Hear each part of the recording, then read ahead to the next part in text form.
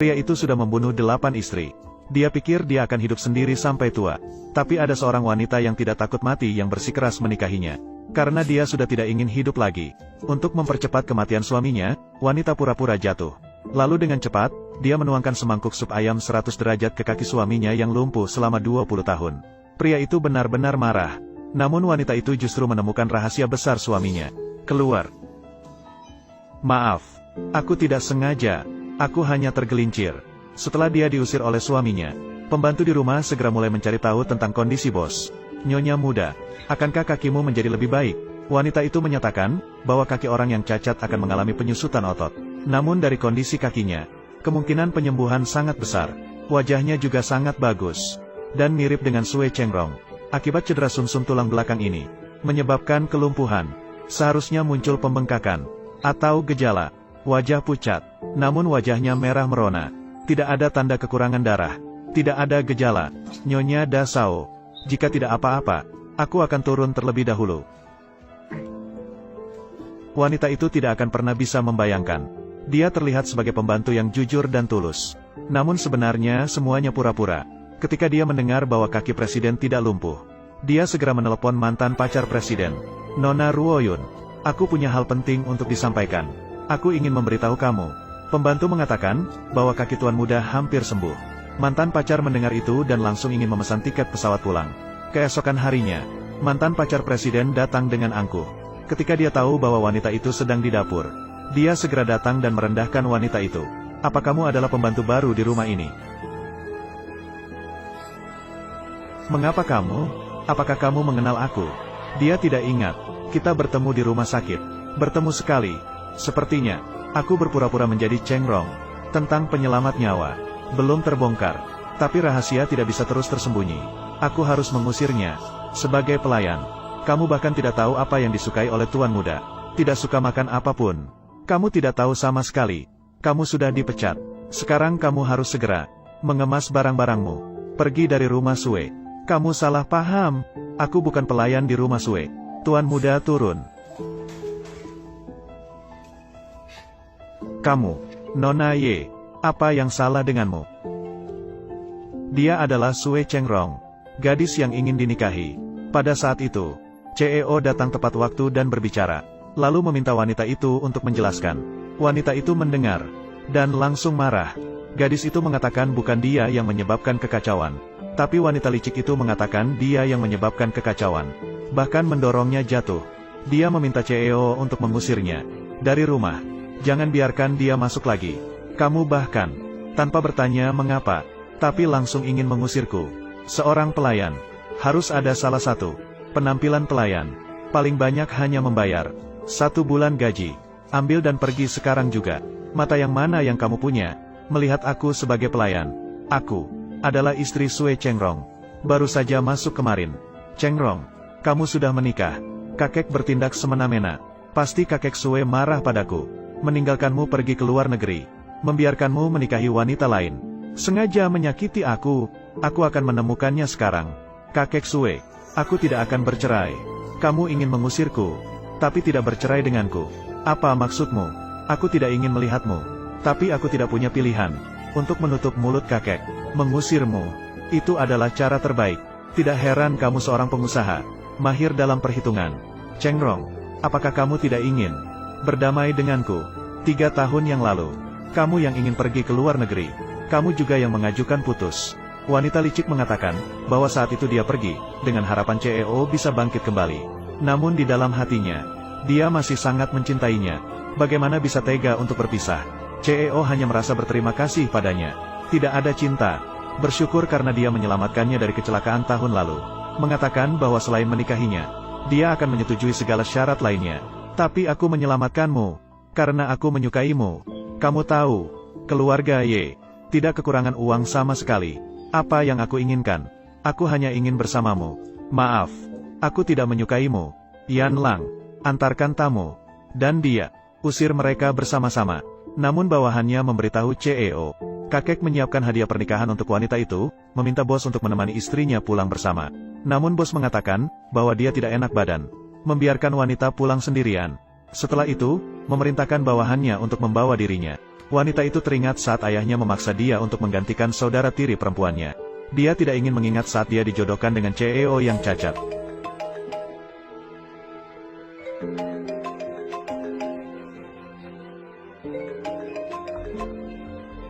Sudah hampir siang.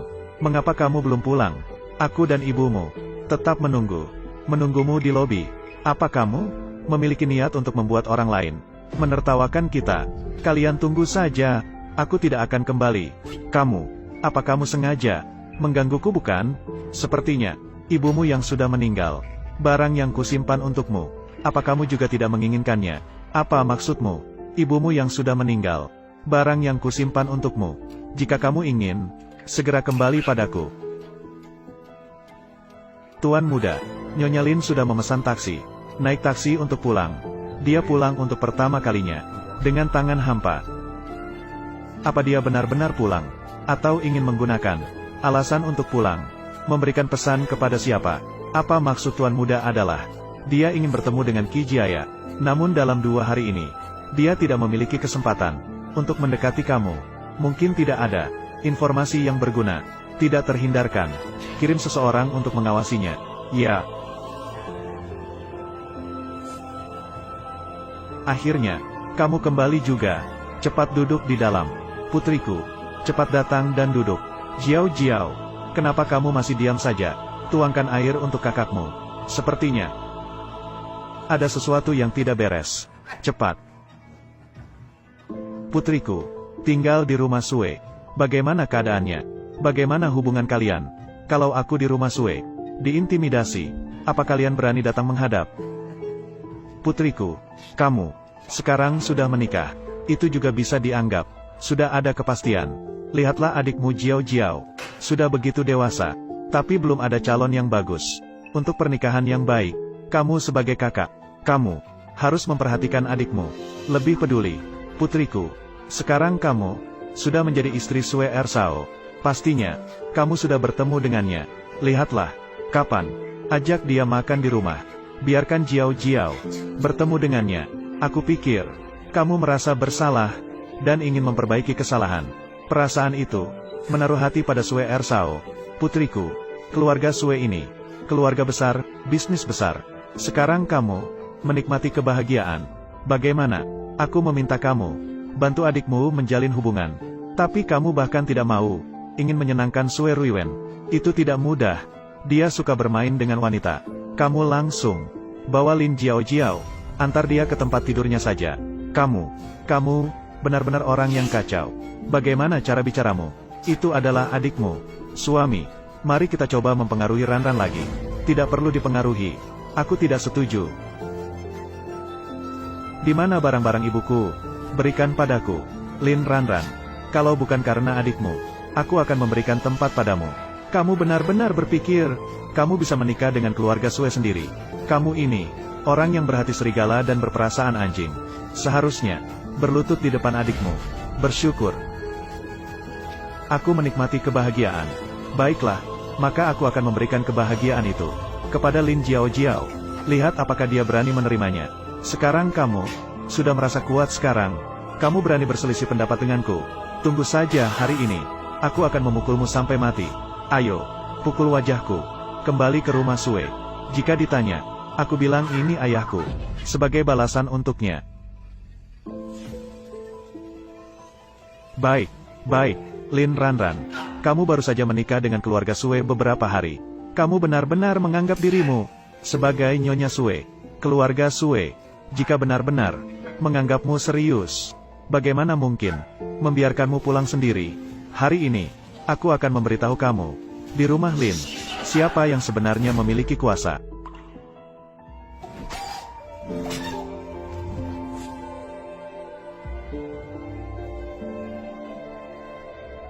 Sudahlah, jangan terbawa emosi. Pikirkan tentang kerjasama dengan Tuan Qin. Tuan Qin paling suka pada yang sudah beristri. Lebih baik mengirim Lin Ranran, memberikannya kepada Tuan Qin. Lagi pula, sekarang dia tidak memiliki nilai bagi kita. Benar ayah. Lagi pula, sekarang di rumah, semuanya adalah orang kita. Nanti, bahkan jika keluarga Sue bertanya, Kita akan bilang, Lin Ranran sudah pergi. Kita tidak tahu apa-apa. Semuanya tidak tahu. Bukankah itu baik? Masuk akal. Penjaga, tangkap dia untukku. Lin Haoyu, aku juga putrimu. Kamu tidak boleh begini padaku. Apa katamu? Berani sekali. Tangkap dia. Tutup mulutnya juga untukku. Kunci dia. Biarkan aku pergi. Kalian ingin membawa Nyonya pergi kemana?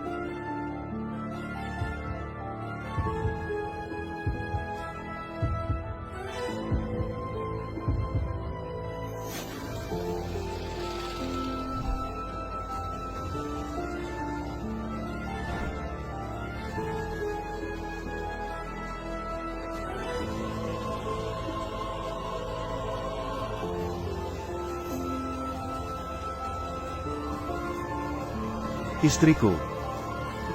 Kamu berani bergerak juga.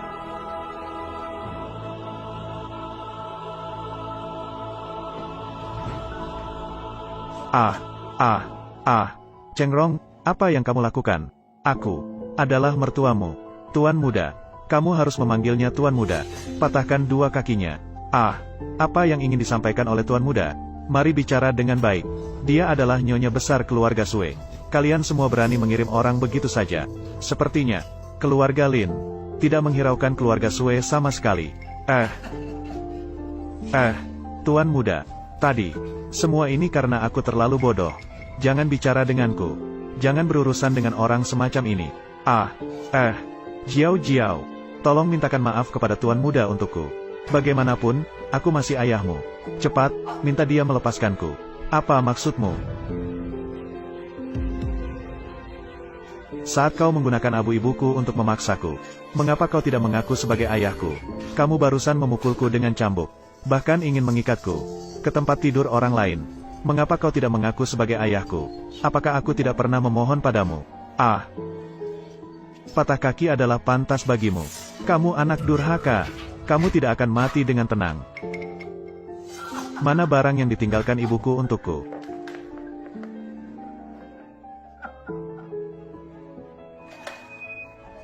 Jangan pernah mengganggu aku lagi. Jika tidak, bukan hanya Lin Haoyu yang akan patah kakinya.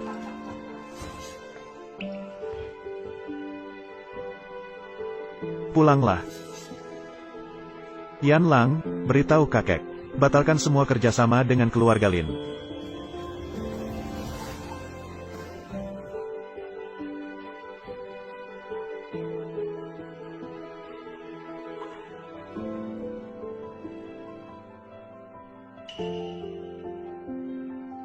Sepertinya kamu tidak peduli.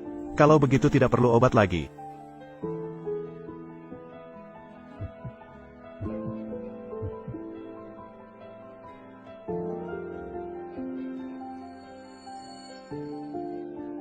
Ada apa? Tahi lalat di punggungmu terlihat unik. Bukankah kamu tidak mau pulang bersamaku ke rumah Lin? Mengapa tiba-tiba muncul? Pulang dan melihat kamu tidak ada. Setelah ditanya pembantu langsung datang. Kali ini, aku berterima kasih padamu. Aku juga tidak mengharapkannya. Mengapa Lin Haoyu tiba-tiba seperti ini? Apa ini sakit? Tidak apa-apa, oleskan betadin. Memang agak sakit. Lanjutkan. Baiklah.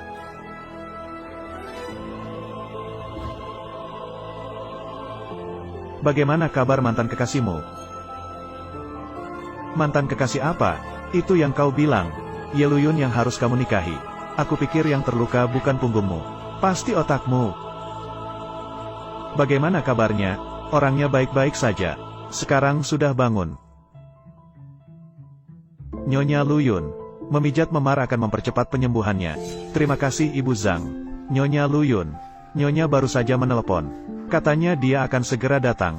Jangan khawatir. Dia tidak akan membiarkanmu menderita tanpa alasan. Ibu, mengapa kamu tidak memberitahu aku ketika kembali ke negara ini? Jika keluarga Sue tahu, aku selain Ruewen, memiliki seorang putri dengan orang lain. Bagaimana aku bisa bertahan di keluarga Sue?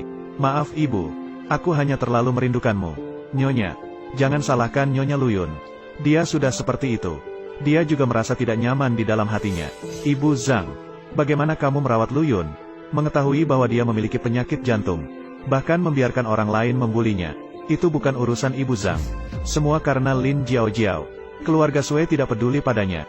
Dia menggunakan kekuatanku. Beberapa hari yang lalu dia memukul Ruewen. Aku tidak mencarinya masalah. Hari ini dia memukul putriku. Dia benar-benar mengira aku lemah. Nyonya, bagaimana kamu berencana menghadapi Lin Jiao? Kamu tidak peduli dengan ini. Kamu tinggal di rumah sakit. Jaga baik-baik Luyun. Ya. Ini adalah barang yang ditinggalkan ibuku untukku. Coba dulu ulang tahunnya. Mengapa tidak bisa dibuka? Barang ini juga tidak bisa dibuka. Karena ini adalah barang ibumu. Mengapa kamu tidak mencoba? Ulang tahunmu. Benar-benar ulang tahunku.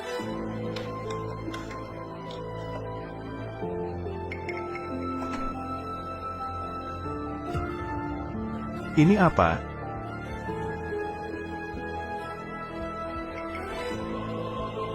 Di dalam terukir huruf L. Lin. Apa ini ditinggalkan ibuku untukku? Satu-satunya keinginan. Aku pasti akan membawanya setiap hari. Seperti ibu selalu menemani di sisiku.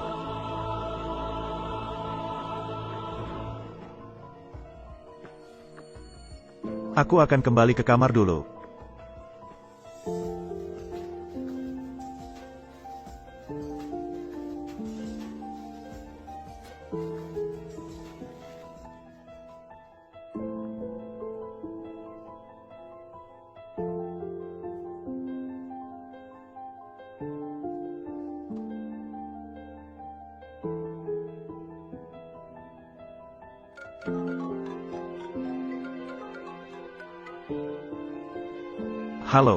Halo Nyonya Lin. Apakah kamu punya waktu besok? Aku akan mengadakan pameran lukisan.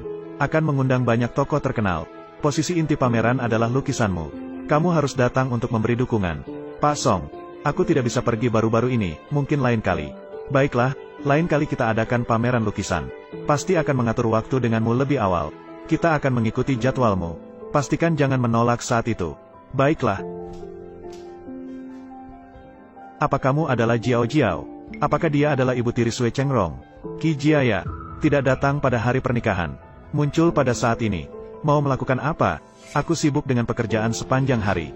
Terbang ke seluruh negeri. Bahkan waktu pernikahanmu dengan Cheng Dai tidak bisa diatur. Jiao, kamu dan Chengrong tidak akan marah padaku kan? Tidak akan. Tapi sekarang sudah baik. Pekerjaan sementara berakhir. Antara kita sebagai mertua dan menantu. Sekarang ada waktu untuk saling berkomunikasi dan mempererat hubungan. Oh ya, besok di pusat Haojun akan diadakan pameran lukisan. Banyak istri keluarga kaya yang akan hadir. Kamu ikut aku besok. Nanti aku akan memperkenalkanmu pada mereka. Tidak, terima kasih. Aku bilang, Jiao. Chengrong adalah putra sulung keluarga Sui. Kelak akan mengelola grup Sui. Kamu sebagai istrinya harus bisa mandiri, menjadi pendamping yang baik baginya. Menghabiskan sepanjang hari di rumah tidak bisa dilakukan. Baiklah, jadi begitu saja, kita bertemu besok.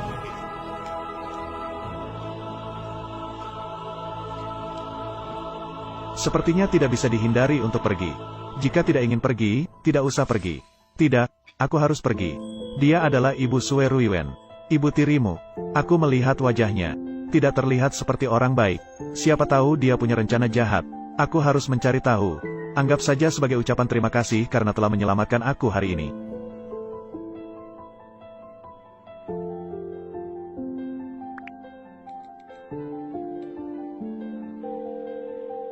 Ibu, apa pekerjaanmu di sana sudah selesai? Pameran lukisan akan segera dimulai. Untuk masuk, perlu undangan. Atau aku akan meminta sopirku. Menutupnya begitu cepat. Ini terlalu jelas.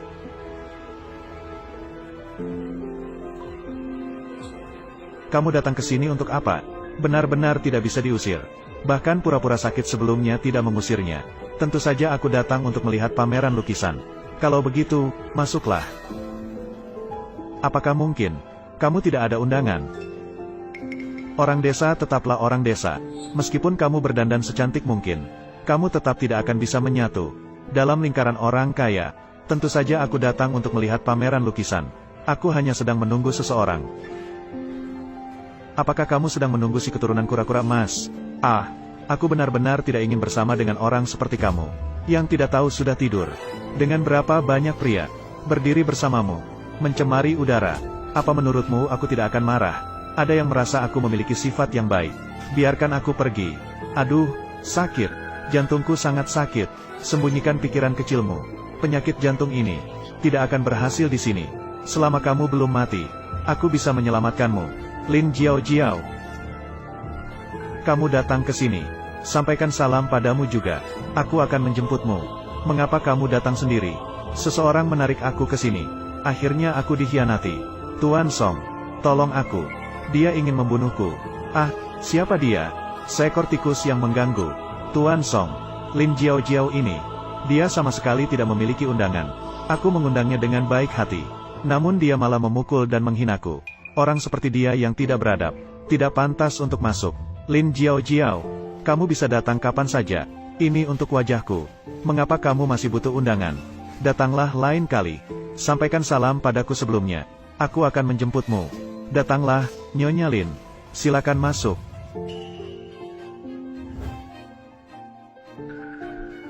Lin Jiao, apa hak kamu bisa membuat Presiden Song terkesan padamu?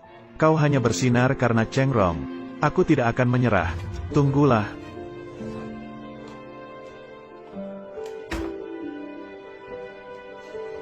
Lin Jiao, kau pikir dunia elit itu hanya tentang menghadiri pameran seni? Kau bisa masuk begitu saja? Aku akan memberitahu semua orang, kau hanyalah orang rendahan yang kotor. Hanya aku yang layak untuk Cheng Rong.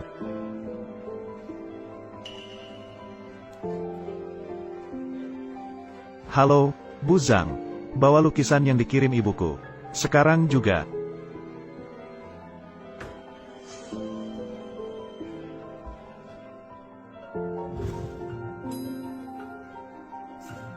Ini karya dari Master Zhao Pingsong. Gadis di pinggir danau. Astaga, ini lukisan terakhir Master Zhao. Lukisan terakhir. Miss Ye benar-benar memiliki itu. Nyonya Ye benar-benar anggun. Jika aku memiliki lukisan Master Zhao, akan kusimpan dengan baik. Tidak akan kuberikan pada siapapun. Nyonya Lin, kamu benar-benar anggun. Mengapa kau tidak kemari? Apakah kamu tidak suka lukisan Master Zhao? Dia tidak suka lukisan Master Zhao sama sekali. Dia pikir dia siapa?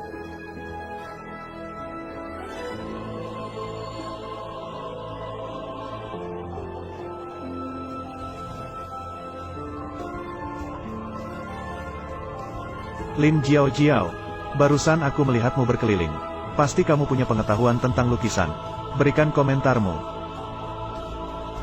Lukisan ini bukan karya asli Master Zhao. Kamu tahu berapa harga lukisan ini? Berani sekali kamu mengatakan lukisan ini palsu.